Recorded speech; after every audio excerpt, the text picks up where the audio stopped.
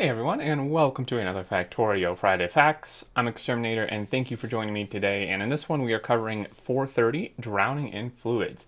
So this is kind of like a mini additional fluid update and just some more details on how it actually works and some adjustments they made since their initial Fluids 2.0 change that they made back in January, as Rhaegar goes on to say here.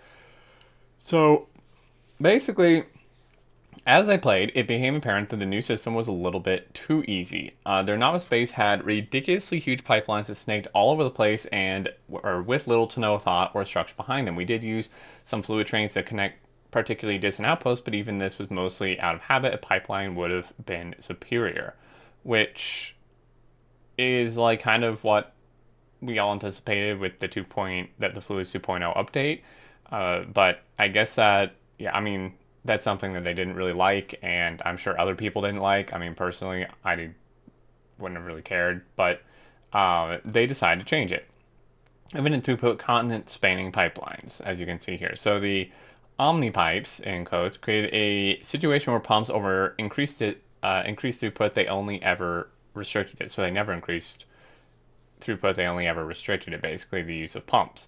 This was counterintuitive, but also meant that you just never use pumps in the network unless it was to disable a specific section with a circuit network. Additionally, steering people towards using long pipes everywhere turned out to be a huge trap for fluid mixing, as the chances of accidentally connecting two different pipes increased significantly. If this happened from bots constructing something while you were on a different planet, then good luck finding the single and correct place pipe in such a huge search area. It is time to search for solutions. So then we continue forward with the importance of visual feedback. Now, they will go farther into this, like the details of this, but we'll just go down to the visualizations because this is really nice. Transport belts are fun to play with because they are extremely visual and interactive. You can see exactly where items are coming from, where they are going, and where the bottlenecks are, all at a glance. By contrast, pipes are almost entirely opaque, and the tiny windows are not enough to give you sufficient visual feedback. This is part of the reason why we went for a no thought required solution to fluid flow. Coming down to an actual demonstration of this, pipeline extent. So pipelines are constrained, well, this is kind of a demonstration, but basically, if we are to add a limit to fluid system, then limitation needs to be extremely easy, obvious, and interactive. After butting heads for a while, this is what we came up with. And I think this probably could still use some work because, I mean, there's a couple issues with this, but we'll get into that after we read and watch this. Pipelines are constrained to a 250 by 250 tile area, and exceeding this limit will cause all flow through the pipeline to cease. You can split a pipeline using a pump. The game displays a visualization to show that the pipe is broken and will generate an alert at the location where you need to place pumps. And then the game displays a visualization to show the pipe is broken and will generate an alert at the locations where you need. Okay, so I already did that. Sorry. This makes the problem easy to diagnose and easy to fix. I apologize. I'm like reading feedback from other people in a group I'm in about this Friday Facts right now while trying to read this, so that is not a great thing for me to be doing. But yeah, just wanted to make sure if there was anything noteworthy there. But we're gonna go ahead and watch this. So basically, this would be like, yeah. So you can see there where it showed it was broken. That means they'd reached the 250 tile area, and then it breaks. Now, my understanding of this is, since it's a 250 by 250 tile area, like it my understanding is that it's in like playing with it. I mean, I haven't played with fluids extensively in 2.0 yet. I just haven't like usually been the one who actually dealt with the oil and stuff like that in the playthroughs I've done. But my understanding here is that like you could run the pipe as much as you wanted within this area and still have it be unlimited, as it seems like it's just based on, I don't really know what it's based on. I guess the 250 by 250, like from the origin of where the pipe segment starts, or if it's just 250 length, but that doesn't really make sense since they provide this measurement in a square instead of just straight 250 tile length. So I think you could kind of do unlimited still within this area. However, this is a weird area. A lot of feedback I've seen, and I would agree with this. Maybe there's a reason they didn't do this, but like this is not an even chunk amount. So chunks are 32 tiles by 32 tiles. So if this were 256 by 256, this would actually be an exact chunk amount, like on a border, which would make things easier. You know, a lot of people's blueprints and stuff are border aligned, and the way this is, you would have to use like the fluid would cut off at 250, and then you'd have to use like a pump before the border to like push it over it, or like use multiple pumps to get it to the border before you connect another pump. It's gonna be really wonky. I don't entirely understand why they chose this amount instead of just making it an even chunk amount, but maybe they have a reason they just didn't mention. I think it would probably be better to have this be an even chunk amount if possible. I don't see really much of a downside to that. But we'll move forward here. When holding a fluid-related entity, the game displays connection visualizations on visible pipelines that are tinted to match the fluid inside, which is nice. I have obviously played with this and noticed it. You can also visualize an individual pipeline by hovering over it with the mouse, in which case you will also see arrows telling you how large the pipeline is. So that is pretty nice. I will say my experience with this has been really good and really bad. So this is basically, very much, this is like Rhaegar's pipe visualizer mod integrated into the game. And I will say that it is really nice and looks really great. There was some wonkiness with it in the land playtest, which I'm going to risk it and just say what it was. I don't think it's that big of a deal, and I think they fixed it since. But just to give some background, basically, like, the issue is that it was just it seems like they fixed it by having it only happen when you have a fluid-related entity. So what I'm about to mention, I think, is no longer an issue. However, what was an issue is it was happening even when you weren't holding a fluid-related entity. So, like, just if you mouse over a pipe, it brought up the whole visualization. So, like, every time you would be, like, walking through your base, your mouse is obviously moving with you, and every single time it would go over a pipe, it would like light up your entire screen with all the pipe visualizations, which was a lot, to say the least. Was not a fan of it. However, the visualizations themselves look fantastic. Like, they work well, aside from what I mentioned, but I think that's fixed, and they look really good. I mean, it's basically the visualization mod, which obviously is great. Rhaegar did a great job on that mod, and it's now it is now implemented better into the game. So I do really like this. The distance thing showing like how long it is also interesting as well. I haven't like had a specific use case for this yet, but I'm sure there will be some where I'm like, oh man, it's awesome it does this. So not really anything to complain about there. And then as a final cherry on top, you can also enable a toggle to see pipelines on the map. And this is really fantastic. Oh my gosh, man, this is like, damn, this is honestly probably better than this in some cases, because previously you really had no way to see them on the map aside from like shoving your face up against your screen to try to see the things on like the little things like that you could barely see on the map. So definitely an improvement there. And then we go on to say when you're building an individual setup, you still don't have to worry that much about pipe throughput. You connect the pipes and it just works. However, connecting your setup together requires slightly more thought, as now you actually have to worry about directionality and throughput of your pumping stations. The pump isolated sections also make it less of a disaster if you accidentally mix fluids. Now, I do have thoughts with all this. I'll give them kind of as we get at least through this section. Balance tweaks. In addition to the extent, we have made a few tweaks to balance of the fluid components.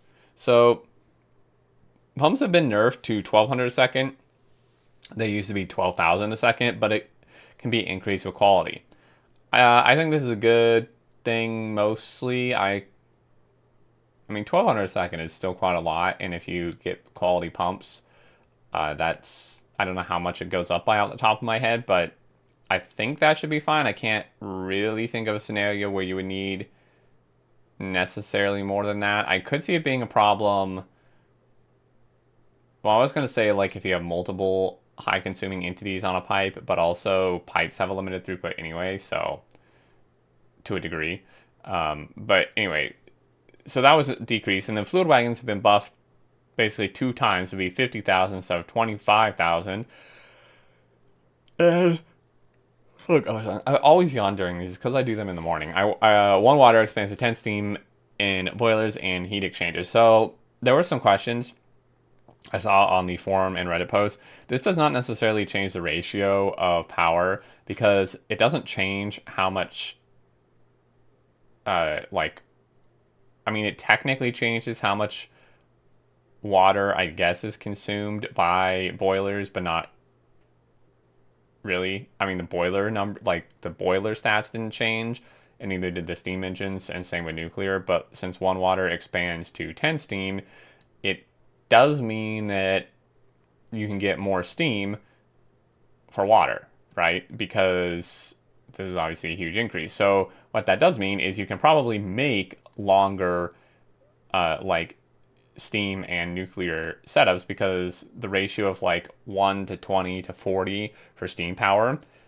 the reason that ratio was the way it was in terms of like only going to 20 boilers is because of the water. But if you can get a lot more steam from water, then theoretically you should be able to build that longer. I obviously don't know just instantly how long that's going to be because I don't know if it was 1 to 1. I think it was 1 to 1, so maybe 10 times longer. So 200 to 400 potentially. So that would be pretty crazy. That'd be pretty interesting. I don't really have any issue with this. With 3 pumps per wagon, that is 3,600 a second per fluid wagon, or about 14 seconds to fully pump out wagon's contents is much more reasonable than the previous 0.7 seconds you could get in 1.1. This is still plenty faster for vanilla megabases, and in space age you can increase pump quality if you need even more throughput to feed your legendary foundries. And the water to steam ratio change makes it more possible to supply power or nuclear setups using fluid wagons or even water barrels. The change doesn't affect the power consumption output of any machines. They just consume 10 times less water. Yeah, so it's 10 times. I'd forgotten what they said here, but to make the same amount of steam. The extents combined with these changes have made the choice between fluid trains and large pipelines much more varied. Omni pipes are no longer the one true solution to everything. You can still build them, but they require circuits and are far less magical. Will you choose the near instant transportation of pipeline or enhanced flexibility of a fluid train? So this is interesting though, right? I mean, okay, I guess I should just finish this before I give my thoughts because there's still actually some more information here. So algorithm tweaks. There have been a few changes to the algorithm since it was first introduced. Output rate used to be unlimited, but is now inversely proportional to the fullness ratio of the sink. I'm trying to think. Like, I didn't really get this the first time I read it this morning, and I'm still not, like, I'm dyslexic. My brain has problems reading, understanding words. So inversely proportional, meaning that it slows down the fuller the tank gets, which I guess would make sense. I don't actually know full fluid mechanics in real life. I feel like that's not actually how it works, but I think this is what this actually means, is that it slows down the fuller the tank gets, I believe. Or is that the other way around? Yeah, I'm not 100%. Please let me know I'm pretty sure that's what this actually means. Special exception for storage tank flow has been removed. Don't quite know what this was referring to. The input rate limit used to only apply when pulling from a pipeline, but now it and the new output rate limit are applied to every fluid flow operation with the exception of fluid wagons. Okay, so something that I failed to adequately explain before is that while there is no limitation on the total flow through a pipeline in a given tick, there is a hard-coded limit of 100 fluid per flow operation, which results in 6,000 a second. This limit is multiplied with the fullness ratios of the source and sink to produce the actual flow value, and this proportionality is what allows machines to share fluid more evenly. Machines that update first will still get the greatest share of the fluid, but the difference is much more subtle than it was in 1.1, where the order that you built the pipe into would greatly affect the flow. The output rate limit is particularly interesting because it makes the fluids feel much more like fluids again. Before, a pump could just push fluids in at max 6,000 a second rate until the pipeline was 100% full, but now it slows down as the pipeline fills. For each pipeline, there's a certain fullness ratio where the output and input rates equalize in the level of fluid, and the pipe oscillates around this point as the machines do their work. So we can kind of see this with this debug menu option on, showing the flow here. So yeah, I'm just kind of trying to watch all of these at once, basically. And then this is coming from some, okay, so that goes there. Yeah, so based on watching this fill up, I'm like 95% sure that my understanding of this was correct, that it actually slows down the fuller it gets, because you can see how fast this is filling here, but then as it gets fuller, it like slows the pace a little bit.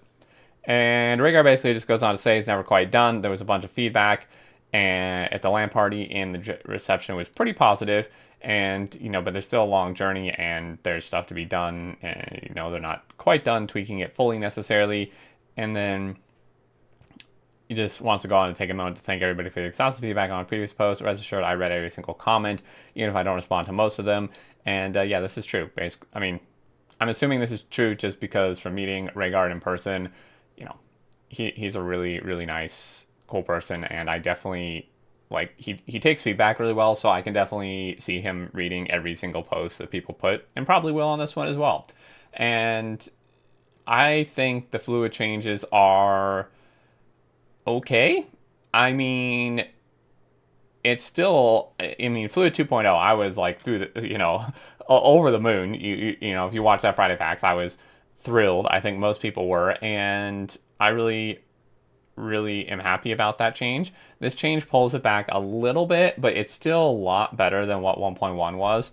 As I said, I have not played extensively enough with fluids in 2.0 yet to give like a complete judgment on this from my personal opinion. From the little bit I have played and from reading this, I think it's a little bit of a mixed bag. Like it on the one hand, it seems like it doesn't matter a lot, and then on the other hand, it seems kind of annoying. Like the fact that, because my understanding here, and correct me if I'm wrong, but my understanding is basically like fluids in 1.1, fluids lose, like the pipes lose flow rate over distance. That does not seem to be the case here. It basically seems like it's 100% until you hit the 250 tile limit, and then it just stops completely. But then if you just put a pump there, it just goes back to being like 100% flow, right? I mean, barring the things mentioned here. But like, doesn't this just mean that you could still just do like continent length pipelines and just put a pump every 250 tiles, or if they change it to 256, whatever it may be, and it would still just do its thing?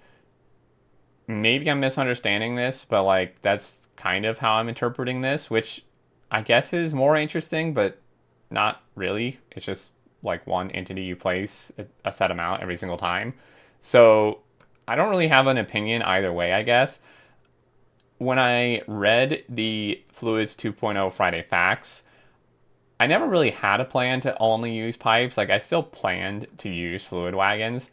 So for me, this doesn't affect me a lot. If you were a person who maybe was then planning after seeing these changes to use just like infinite length pipes instead of trains, this does maybe affect you.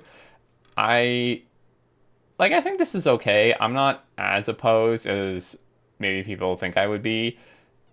Like usually in a base, I mean, this is 32 times, well, I mean, it doesn't divide evenly, obviously, because it's not exact thing. But I mean, if we look here, so a chunk is, if we take 250 divided, it's like almost 8 or something, right? Yeah.